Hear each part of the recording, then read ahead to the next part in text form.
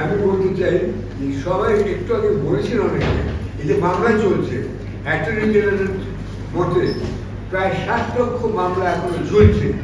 এটা কিন্তু অনেক ক্ষেত্রে, বেশিরভাগ ক্ষেত্রে আমি মনে করি এটা বৈষম্যমূলক একটা রাজনীতি মামলা এগুলো হচ্ছে।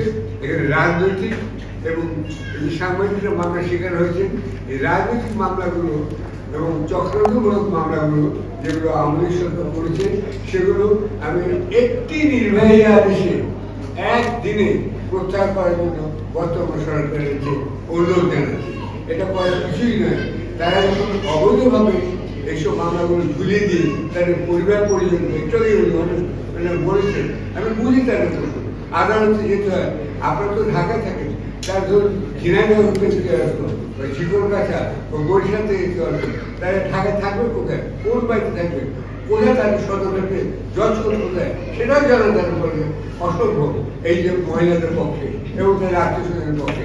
ঢাকা তাদের কাছে একটা বিশাল একটা যানজটের শহর এবং এত শহর। তো এই যে যেতে হবে, মামলাতে উপস্থিত হবে, উকিলকে দিনের পর দিন পথে দিয়ে যেতে হবে। এটা আপনার দয়া করে এই বর্তমান সরকারকে আমি অনুরোধ করছি, রাজনৈতিক মামলাগুলো এক কলমের খোঁজা আপনার প্রত্যাহার করুন।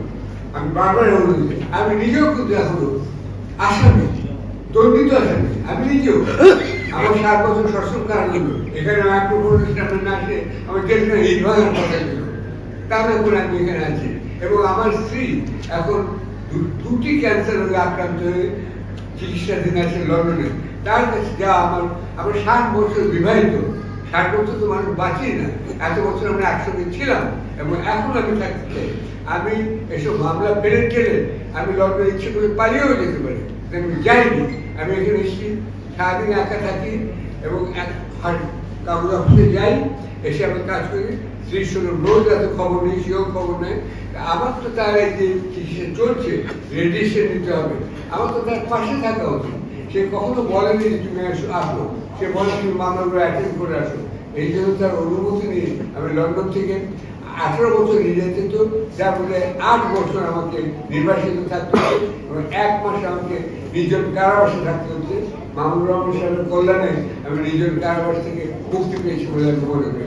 একটু আগে একজন বলছেন টাকা টাকা টাকা, টাকাটাই হচ্ছে আসল। এই সব যে আমরা সম্মেলন করছি, আমি খুশি হব এরপরে যদি উপস্থিত সাংবাদিকবৃন্দ একটুখানি নিশ্চয়তা পান, মাসের শেষে তার টাকাটা পাবেন। টাকাটা পেলে তার স্কুলের ছেলেমেয়েদের খরচ হবে, তাদের সাংসারিক খরচ কীভাবে চলবে এবং তারা কীভাবে তারা সাংসারিক দৈনন্দিন ব্যয় নির্বাহ করবেন, এইটা তাদের জানতে হবে। সুতরাং টাকা টাকা টাকা। আমি ধন্যবাদ জানাতে চাই, বিশেষ ধন্যবাদ জানাতে চাই যিনি এই কথাগুলো বলেছেন। এইটাই হলো আসল কথা। আলটিমেটলি সাংবাদিকতা মানে তিনি যাচ্ছেন, হ্যাঁ তিনি লিখতে ভালোবাসেন, সংবাদ করতে ভালোবাসেন, কিন্তু তার তো প্রয়োজন পরিবারের জন্য টাকা। এই টাকার জন্য কমার্শিয়াল বিজ্ঞাপনের পথ এখন প্রায় রুদ্ধ হয়ে যাচ্ছে, আরও রুদ্ধ হবে। নির্ভর করতে হবে তাদের ডিএনপির উপর।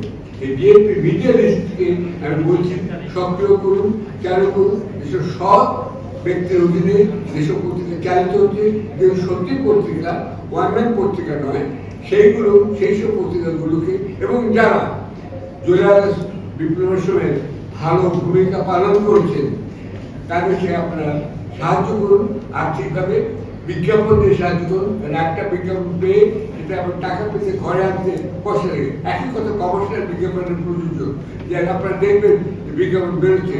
আমার প্রশ্ন হল, বিজ্ঞাপন তো বেরোনো পত্রিকায়, টাকাটা ঠিক কখন আসবে, কখন আসবে? 6 মাস লেগেছে টাকা পেতে।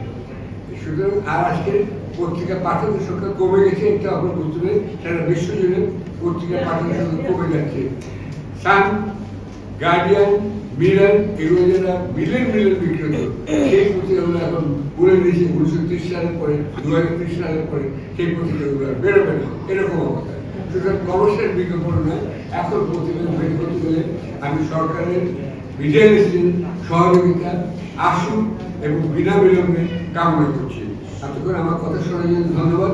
আমি বিশেষত যারা এখানে হতাহত হয়েছে সেসব পরিবারকে আমি আমার আন্তরিক কৃতজ্ঞতা শ্রদ্ধা নিবেদন করছি এবং যারা সর্বগত তাদের প্রতি আমি আমার শ্রদ্ধা নিবেদন করছি।